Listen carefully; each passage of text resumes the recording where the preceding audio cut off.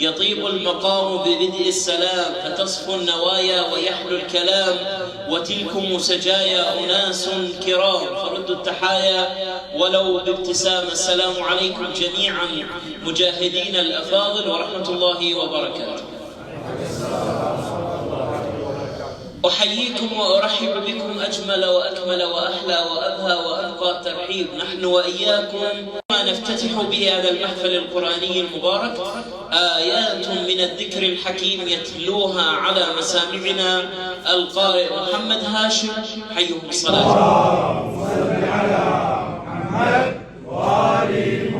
بسم الله الرحمن الرحيم.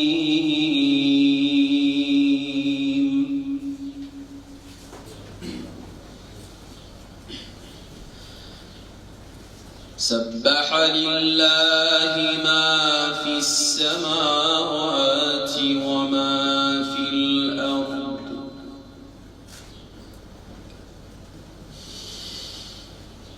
وهو العزيز الحكيم.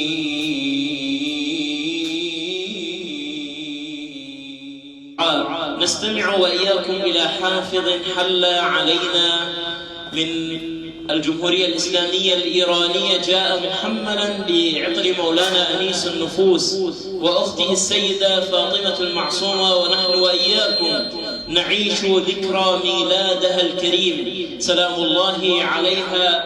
الحافظ حسن حرداني حيهم بالصلاة على محمد وآل محمد. أعوذ بالله من الشيطان الرجيم. بسم الله الرحمن الرحيم. فكلوا مما رزقكم الله حلالا طيبا واشكروا نعمة الله إن كنتم إياه تعبدون. إنما حرم عليكم الميتة نستقبل وإياكم قارئ حل علينا ضيفا من الجمهورية الإسلامية الإيرانية من أرض مولانا أنيس النفوس والسيدة فاطمة المعصومة عليها أفضل الصلاة وأتم السلام، الأستاذ علي حزبيان حيه بالصلاة على محمد وآل محمد.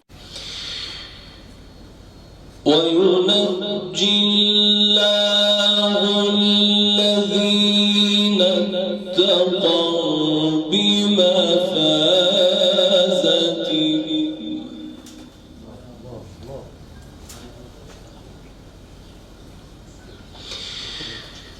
لا يمسهم